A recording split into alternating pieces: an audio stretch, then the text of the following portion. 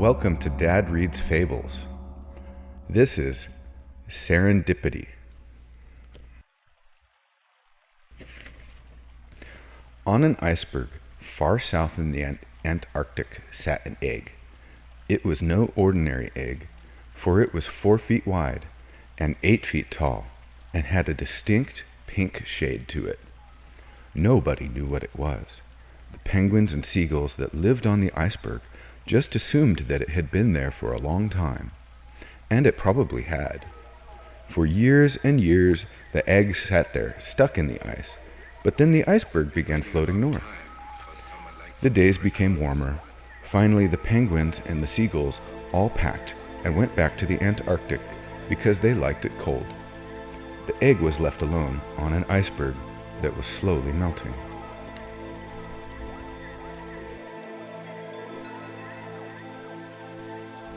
One day, a curious thing began to happen.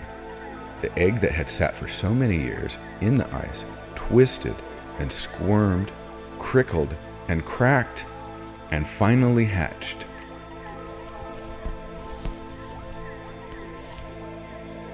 There, standing on wobbly legs and blinking her eyes in the bright sunshine, was heaven knows what. She was big, pink, and scared. I guess, for all practical purposes, you could call her a sea serpent, though she really wasn't.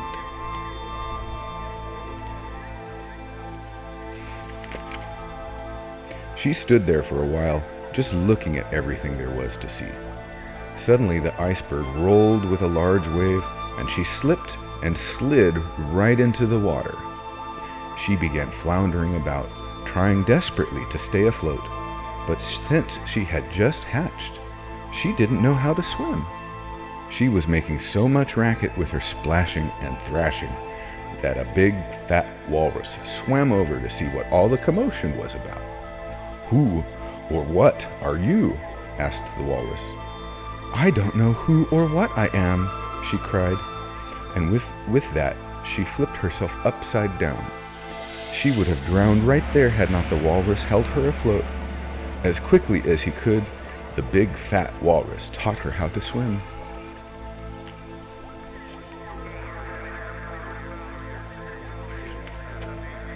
"Well," said the walrus, "now that you've calmed down a bit, let's see if we can figure out just who you are."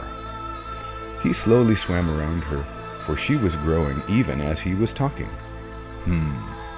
"You're too big to be a tuna, and too small to be a whale. You have no feathers, so you can't be a bird. I just don't know what you are."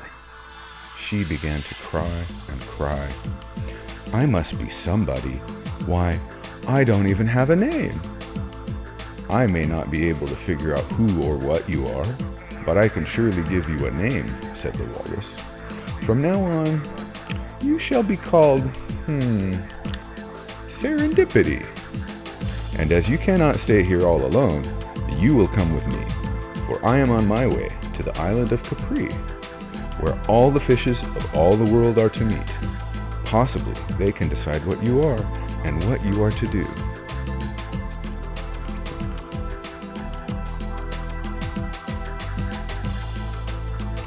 Since Serendipity had nowhere else to go, she set out with the walrus for the island of Capri.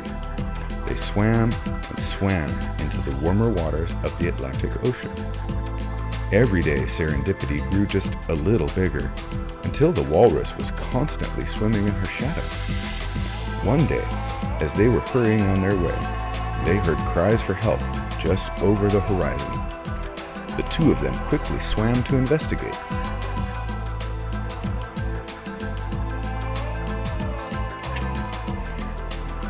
There, right before them, was an aging dolphin trapped in a floating net.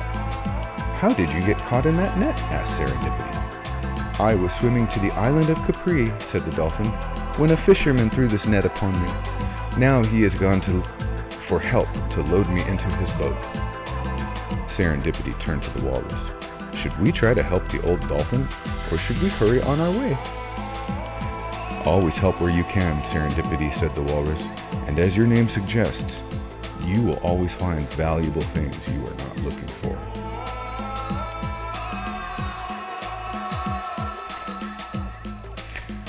Serendipity agreed, and she and the walrus set about trying to free the dolphin. But while they were busy at their task, the fisherman and his friend came back to their net. "What are you doing there?" shouted the fisherman. "Get away from my net!" And with that he started to throw a large harpoon at the walrus, who was cutting the net with his tusks. Without thinking of her own safety, Serendipity swam over to the boat. With a mighty heave, she flipped it over, throwing the fishermen into the water. The fishermen were sputtering in the water, so Serendipity very carefully lifted them up and dropped them on the overturned boat, where they hung on for dear life. In the meantime, the walrus had freed the old dolphin, and the three of them swam away quickly.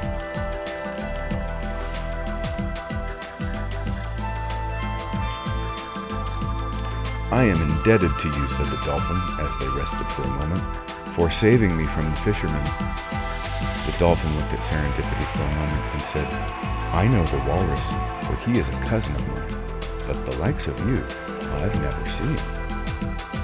"I don't know who or what I am," she said, "but the walrus is taking me to the island of Capri, where all the fishes of all the world are meeting. They will decide what I should do." "I too am on my way to Capri," said the dolphin, "but we must hurry, for we have a long journey and very little time."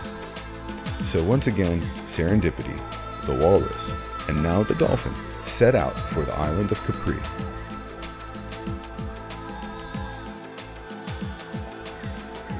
They had swum for over 2 days when suddenly the water began to turn dirty and brown. Paper cups and bottles bobbed in the sea around them. The farther they swam, the more garbage there seemed to be, and the oil floated freely on the top of the water. "What is all this?" asked Serendipity. "Unfortunately," said the dolphin, "we must swim close to the land on our journey, and the land dwellers throw their garbage into the sea." By this time, they were unable to move at all because of all the garbage and junk floating on the water. "Would it not be wise to dive low and swim away from all this?" asked Serendipity. She looked a little silly, for she had a banana stuck on her nose. "No," said the walrus, "running away won't help the water or the fish that swim in it." Serendipity, over the past few days, had grown bigger and bigger, till now she towered over the walrus and the dolphin. Because she was so big, she had more garbage and oil on her than the other two put together. To rid herself of all that dirt and grime, she began bobbing up and down in the water. By doing so, she created large waves that rolled onto the shore. Finally, as she took one last dunk, she made such a large wave that it carried all the oil, all the garbage, and all that junk, and threw it right up on the shore and on top of all the land dwellers who had thrown it into the sea to begin with.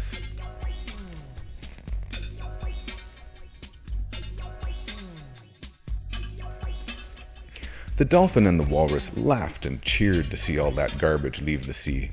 "Oh, Serendipity," chuckled the walrus. "I'm sure the land dwellers will think very hard before they throw garbage into the sea again." With the way clear before them, the walrus, the dolphin, and a proud Serendipity once again set off for the island of Capri.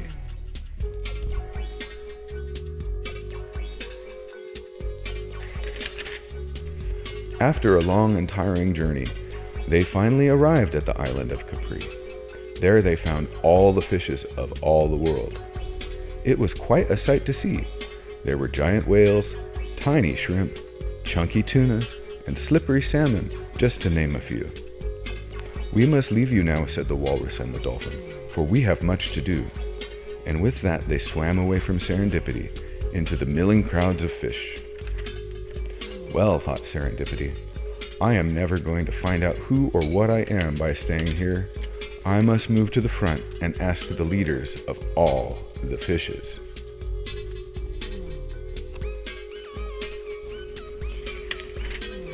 She bumped and pushed her way to the front, and there, to her surprise, was the fat walrus and the old dolphin. "What are you doing here?" she asked. "We are the leaders of all the fishes," they answered. But why hadn't you told me before? I have come all this way only to find out that you were the ones who would tell me who or what I am, she cried. Serendipity, said the dolphin. We encountered many dangers on our trip here, and you overcame all of them. In doing so, you have discovered that you are brave and kind, and that is what you are. As to who you are, said the walrus, you are Serendipity, and like your name, you always gained riches that you did not seek. That is all well and good, said Serendipity, but now that I know who and what I am, what am I to do? As you are now the largest of all the fishes of all the world, said the walrus and the dolphin, we hereby proclaim that you shall be the guardian of all the seas.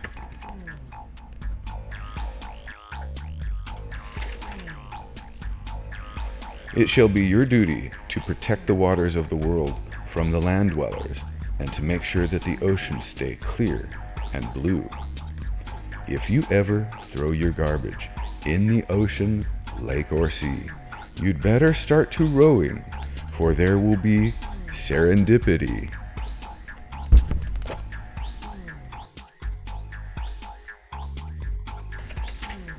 The end of Serendipity.